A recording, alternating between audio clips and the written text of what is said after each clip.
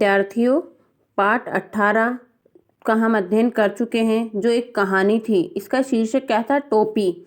बड़ी ही अच्छी कहानी थी गौरैया के बारे में। आज हम इस पाठ के प्रश्न उत्तर करने जा रहे हैं।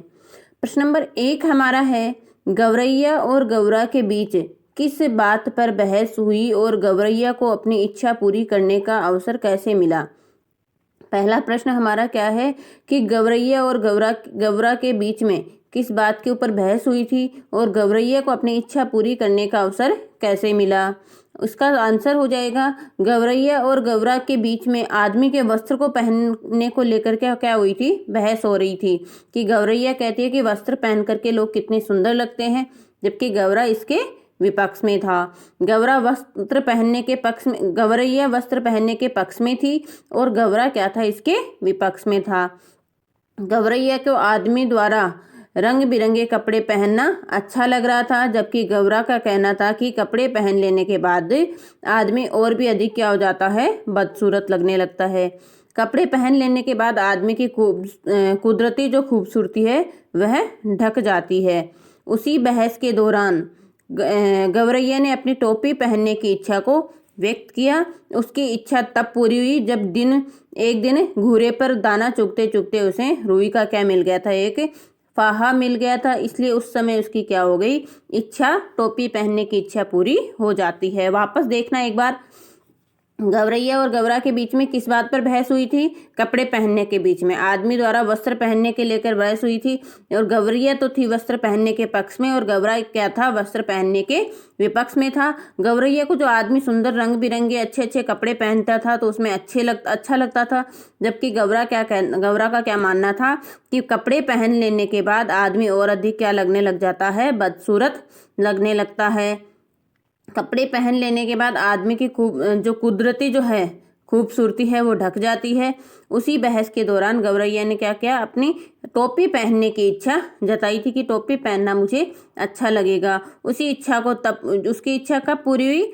जब वह एक दिन घूरे पर दाना चुग रही थी। चुगते चुगते उसे क्या मिल गया? रुई का एक फाहा मिल गया और उससे क्या हो गई? उसकी आगे इच्छा टोपी पहनने की पूरी हो गई। प्रश्न नंबर 2 हमारा है, टोपी बनवाने के लिए गौरैया किस किस के पास गई? टोपी बनने तक के एक एक कार्य को लिखें। किस किस के पास जाती है? टोपी बनवाने के लिए गौरैया धुनिया के पास, फिर कोरी के पास, दुनिया के पास रुई धुनवाती है, कोरी के पास जाती है धागा बुनने के लिए, बुनकर के पास जाती है कपड़ा बुनवाने के लिए, फिर दर्जी के पास गई। दुनिया के पास रुई धुनवा कर वह उसे लेकर कोरी के पास जा पहुंची।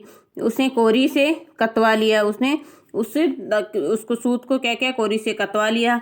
कते हुए सूत को एक बुनकर के पास गई और उससे कपड़ा बुनवाया। कपड़े को लेकर वह दर्जी के पास गई। उसने उसे कपड़े से गौरैया के क्या सिल दी? टोपी सिल दी। उससे क्या क्या उसने गौरैया की टोपी सिल दी। प्रश्न नंबर हमारा 3 है, गौरैया की टोपी पर दर्जी ने 5 फूंदने क्यों जड़ दिए थे? गौरैया की टोपी पर दर्जी ने 5 फूंदने क्यों जड़ दिए थे? क्योंकि उसे वाजिब मजदूरी मिल गई थी। उसकी इच्छा के अनुसार उसकी मजदूरी जो थी वो उसे मिल गई थी। गौरैया की टोपी पर दर्जी ने 5 फूंदने लगाए क्योंकि दर्जी को वाजिब मजदूरी मिली थी, जिससे वह खुश था। दर्जी राजा और उसके सेवकों के कपड़े सिलता था, जो उसे क्या करवाते थे? बेगार, अर्थात बिना मेहनत के कार्य, मेहनताना नहीं देते थे, मजदूरी उसे देते नहीं थे, ऐसे ही वह कार्य करवाते थे। लेकिन गौरैया ने अपनी टोपी सिलवाने के बदले में दर्जी को मजदूरी स्वरूप क्या दिया? आधा कपड़ा दिया था। इसलिए खुश होकर के दर्जी ने क्या किया? उसकी टोपी के ऊपर 5 फूंदने जड़ दिए। प्रश्न नंबर 4 हमारा है, गौरैया के स्वभाव से यह प्रमाणित होता है कि कार्य की सफलता के लिए उत्साह आवश्यक है। गौरैया के स्वभाव से यह प्रमाणित होता है कि कार्य की सफलता के लिए उत्साह आवश्यक है। सफलता के लिए उत्साह की आवश्यकता क्यों पड़ती है? तर्क सहित लिखिए। तो सफलता के लिए उत्साह आवश्यक है। कहा भी जाता है कि मन के हारे हार है, मन के जीते जीत। अगर मन हार जाता तो हमारी हार हो जाती है, अगर हम अपने मन पे विजय प्राप्त कर लेते हैं तो हम जीत जाते हैं। उत्साह से ही हमारे मन में किसी भी कार्य के प्रति जागरूकता उत्पन्न होती है। यदि हम किसी भी कार्य को बेमन से करेंगे तो निश्चय ही हमें उस कार्य में पूर्णतः सफलता नहीं मिलेगी। इसलिए किसी भी कार्य को करेंगे तो कैसे करेंगे? मन से करेंगे। किसी भी कार्य को करेंगे तो मन से करना चाहिए। अगला हमारा प्रश्न है, टोपी पहनकर गौरैया राजा को दिखाने क्यों पहुंची जबकि उसकी बहस गौरा से हुई थी। भाई टोपी पहन करके वह राजा को दिखाने क्यों पहुंची थी? उसकी बहस तो किससे हुई थी? गौरा से हुई, और वह गौरा के मुंह से अपनी बड़ाई सुन चुकी थी, लेकिन राजा से उसकी कोई बहस हुई ही नहीं थी। फिर भी वह राजा को चुनौती देने पहुंची। कारण का अनुमान लगाइए। टोपी पहनकर गौरैया राजा को दिखाने पहुंची जबकि उसकी बहस किससे हुई थी? गौरा से। वह गौरा के मुंह से अपनी बड़ाई सुन चुकी थी, लेकिन राजा से उसकी कोई बहस नहीं हुई थी। फिर भी वह राजा को चुनौती देने पहुंची। क्यों? क्योंकि गौरा ने बहस के दौरान कहा था कि टोपी मात्र कौन पहनता है? राजा ही पहनता है। उसे क्या, गौरा ने क्या बोला था कि टोपी तो केवल राजा ही पहनता है। ये बात उसे अच्छी नहीं लगी और वह पहुंची राजा को टोपी दिखाने के लिए कि देखो मैं भी टोपी पहनती हूँ। अगला हमारा प्रश्न है, यदि राजा के राज्य के सभी कारीगर अपने श्रम का उचित मूल्य प्राप्त कर रहे होते तब गौरैया के साथ उन कारीगरों का व्यवहार कैसा होता? यदि राज्य के सभी कारीगर अपने श्रम का उचित मूल्य प्राप्त कर रहे होते तब गौरैया के साथ उन कारीगरों का व्यवहार सामान्य होता और सर्वप्रथम वे राजा का काम करते क्योंकि उनका काम ज़्यादा था। क्योंकि उनका काम क्या था? ज़्यादा था। अगर राजा उनको वाजिब दाम देता कार्य के तो वह पहले किसका कार्य करते? राजा का करते। लेकिन राजा उनसे हमेशा बिना मजदूरी के कार्य करवाता था, जबकि गौरैया क्या कर रही थी? उनको उचित मूल्य दे रही थी। इसलिए वे बड़े ही खुश होकर के उन्होंने क्या किया था? गौरैया का कार्य किया था। अगला हमारा प्रश्न है 7। चारों कारीगर राजा के लिए काम कर रहे थे। चारों जो कारीगर हैं राजा के लिए काम कर रहे थे। एक रजाई बना रहा था, दूसरा अचकन के लिए सूत काट रहा था, तीसरा बागा बुन रहा था, चौथा राजा की 7वीं रानी की 10वीं संतान के लिए झब्बे सिल रहा था। उन चारों ने राजा का काम रोककर गौरैया का काम क्यों किया? चारों ने राजा का काम रोककर गौरैया का काम इसलिए किया क्योंकि उन्हें उनके काम की वाजिब मजदूरी मिली थी, जिससे वे क्या थे? अत्यधिक खुश थे। जिससे क्या थे? वो अत्यधिक खुश थे। भाषा की बात से हमारा प्रश्न है, गांव की बोली में कई शब्दों का उच्चारण अलग होता है, उनकी वर्तनी भी बदल जाती है।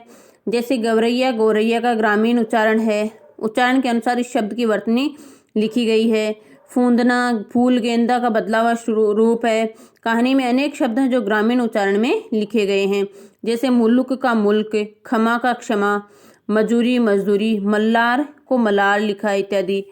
आप क्षेत्रीय या गांव की बोली में उपयोग होने वाले कुछ ऐसे शब्द को खोजिए जिनका मूल रूप खोजिए और उनका क्या लिखना में मूल रूप भी लिखना। जैसे टेम टाइम, स्टेशन अर्थात स्टेशन।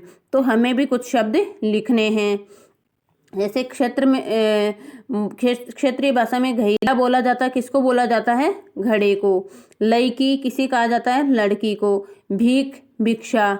तरकारी किसे कहते हैं? सब्जी को। भात किसे कहते हैं? चावल को। इस तरह आप भी अपने हिसाब से कोई भी क्षेत्रीय शब्द और उसका मूल रूप लिख सकते हो।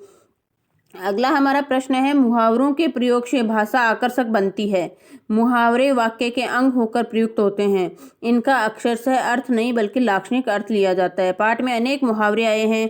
टोपी को लेकर 3 मुहावरे से कितनों की टोपी पहनानी पड़ती है। शेष मुहावरों को खोजिए और उनका अर्थ ज्ञात करने का प्रयास कीजिए। तो इसका हो जाएगा, जैसे टोपी उछालना अर्थात बेइज्जती करना, टोपी से ढक लेना इज्जत ढक लेना, टोपी कसकर पकड़ना अर्थात अपना सम्मान बचाना। इस तरह से इस पाठ के हमारे प्रश्न उत्तर पूरे होते हैं। कल हम व्याकरण का पाठ पढ़ेंगे, ठीक है ना। व्याकरण में से जो भी टॉपिक हमारे बचे हुए हैं उनको हम अगले वीडियो में पूरा करेंगे। तब तक आप ये सारा काम करके मुझे व्हाट्सएप पे जरूर सेंड करें। धन्यवाद।